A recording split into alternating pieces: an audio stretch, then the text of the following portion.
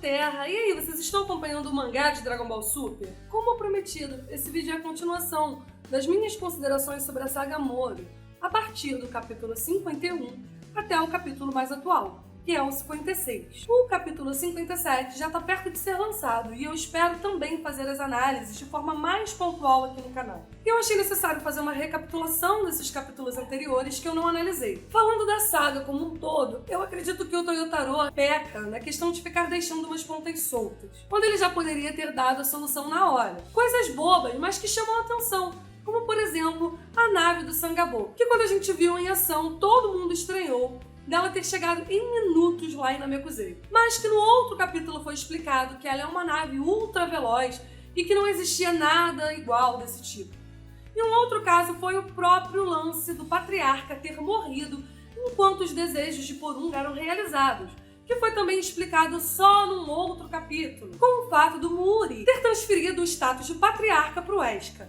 Foram soluções e explicações simples, mas que parecia que o Toyotaro não pensou nisso na hora, né? E se embananou, viu que isso foi amplamente criticado, e aí trouxe essas informações depois, como se fosse gerar um grande plot twist. Só que é o tipo de revelação que não gera impacto nenhum.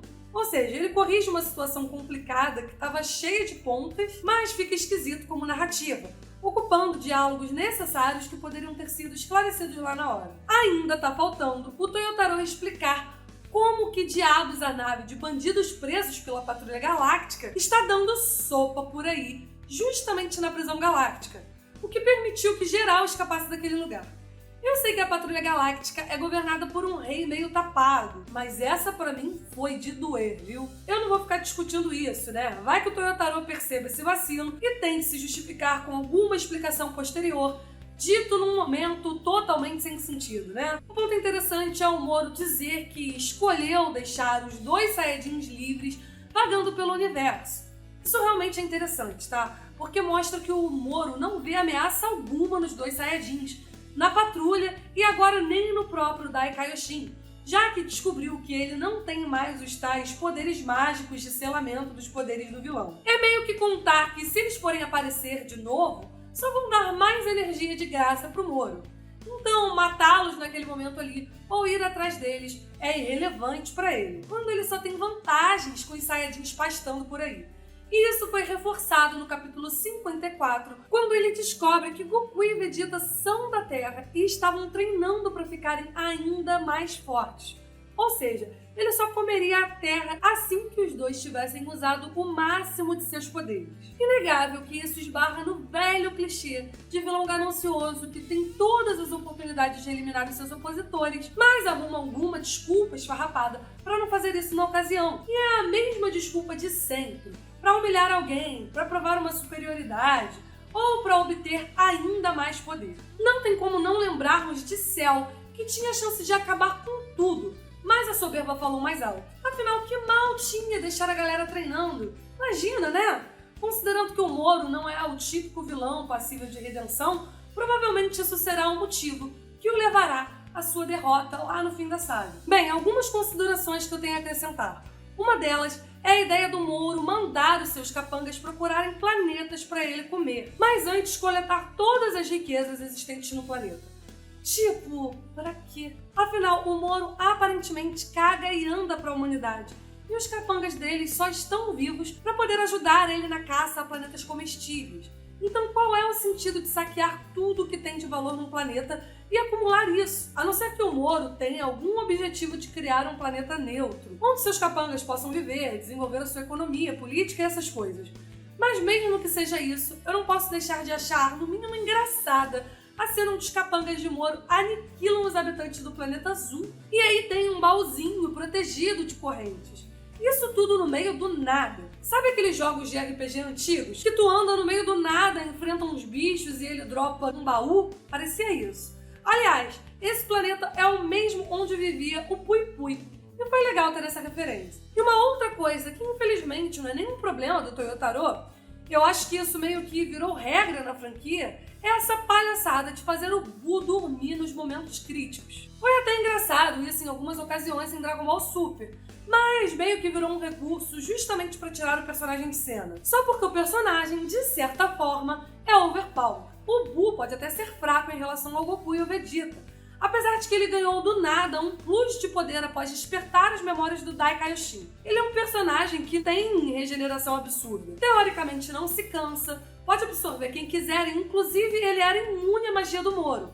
Mas se o Moro já superou o próprio Buu, já que ele não tem a magia necessária para selá-lo, então não tem por que fazer o Buu dormir aleatoriamente só para deixar as coisas mais difíceis. Isso é um recurso que tá ficando chato e extremamente desnecessário, e que faz mais uma vez a franquia ficar de 4 pro Goku e Vegeta. Acho que esse acabou sendo, inclusive, o maior vacilo desse arco, ainda mais que foi o arco que permitiu a reinserção do Buu nos atuais acontecimentos da franquia. E essa desculpa do Buu dormir, pelo visto, não será revertida, pois no capítulo 56, ele é entregue ainda dormindo, no momento em que os guerreiros da Terra, ao lado dos Patrulheiros Galácticos, estão se preparando para a batalha contra Moro e seus capangas.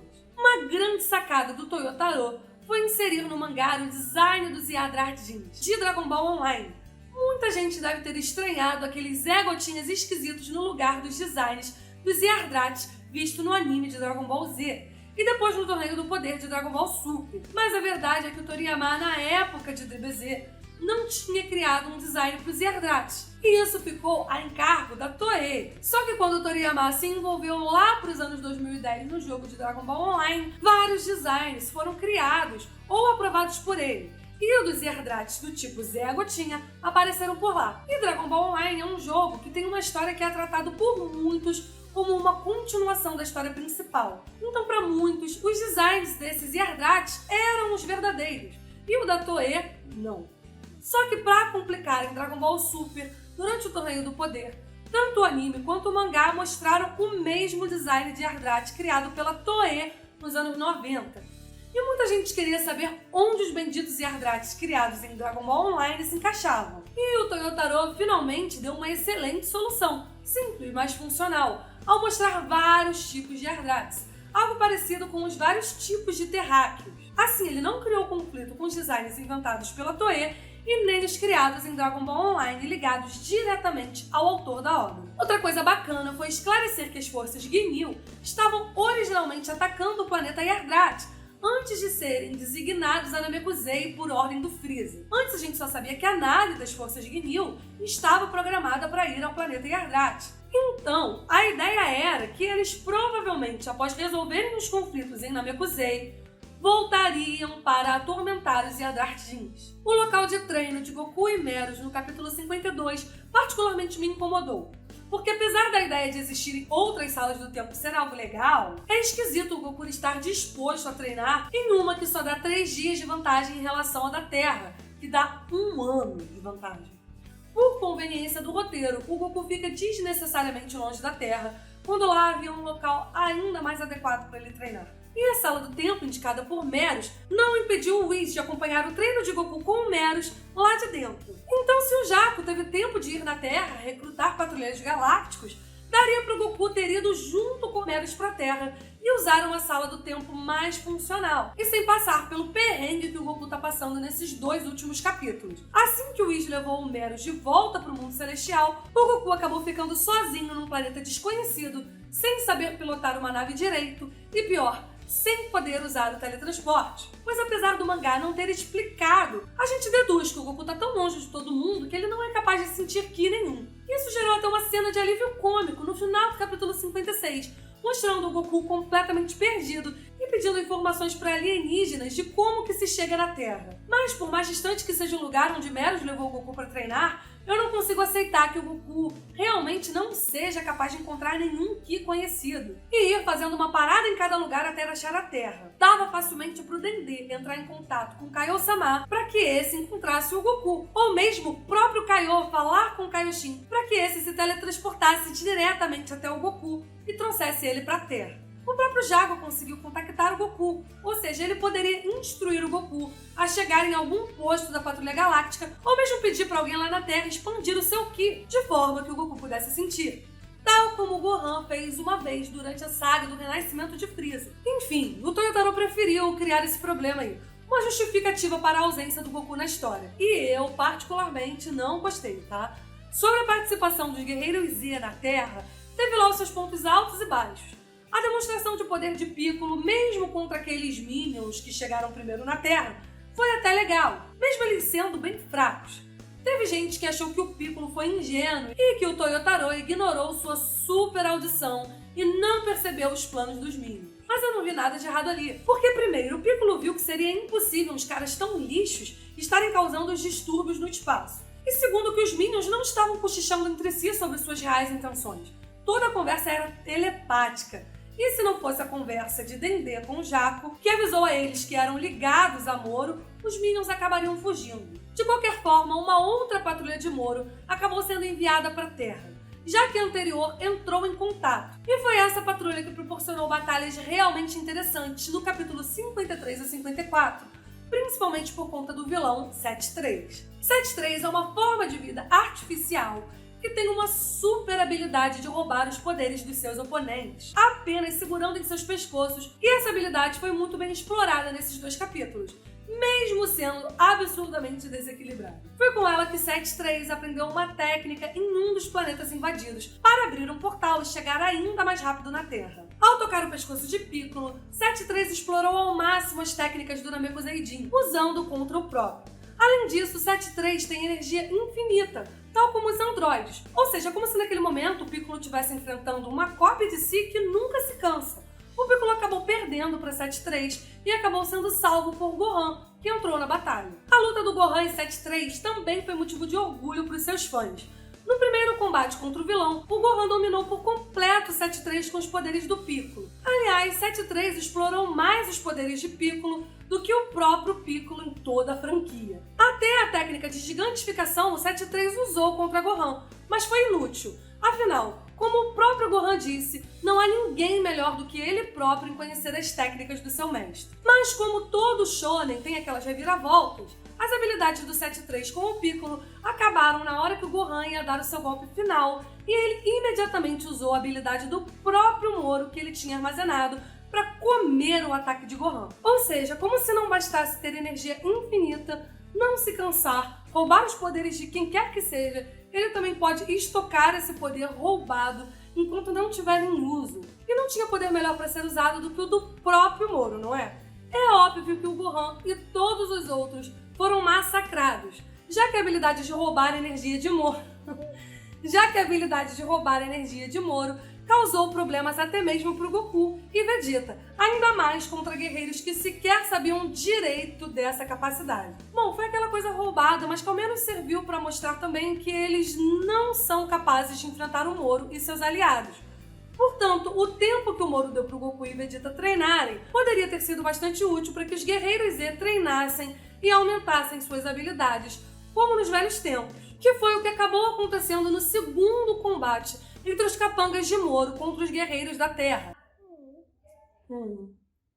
A segunda luta entre Gohan e Piccolo contra os 7-3 foi bastante estratégica, com o Gohan mostrando novas técnicas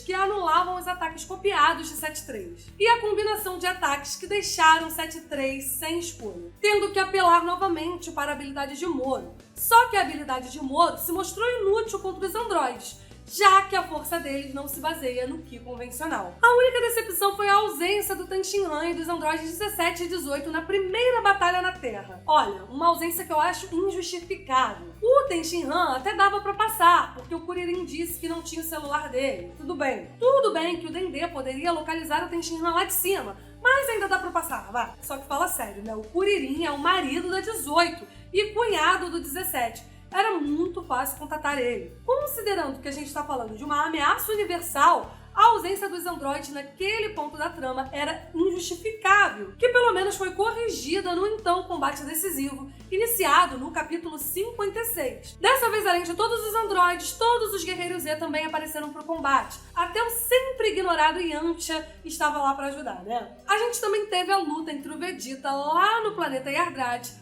contra um pau mandado do Moro, que pertence à mesma raça de Zarbon, inclusive capaz de se transformar da mesma forma. Mas a luta foi irrelevante, apenas para mostrar a evolução do treinamento do Vegeta com um ancião, que foi o mesmo que treinou o Goku no passado. Por fim, toda a especulação em cima do Meros é algo que a gente não via desde a saga do Black. Afinal, quem era Meros? Um anjo renegado, um aprendiz de anjo? Um anjo sobrevivente de um dos universos destruídos? Um híbrido de anjo com um humano? Ou não havia nada de anjo? A identidade de Meros foi tão discutida como foi a identidade do Goku Black. E isso com certeza se tornou um ponto positivo para a trama, uma revelação que foi aceitável, mesmo com todos os problemas em relação ao seu envolvimento com a Patrulha Galáctica. Dessa vez eu tenho que tirar o chapéu pro Toyotaro por ter transformado uma saga que parecia ser tão sem sal em uma saga tão ramificada e cheia de segredos. Enfim, galera, é isso. Eu fico por aqui com a análise de tudo que eu fiquei devendo, né? E aguardo o próximo capítulo do mangá para fazer uma análise direitinha, mais pontual com vocês, né? Quem sabe, pelo menos essa é a minha intenção. Me sigam lá nas minhas redes sociais, no meu Instagram e no meu Twitter. Um beijo e até o próximo vídeo.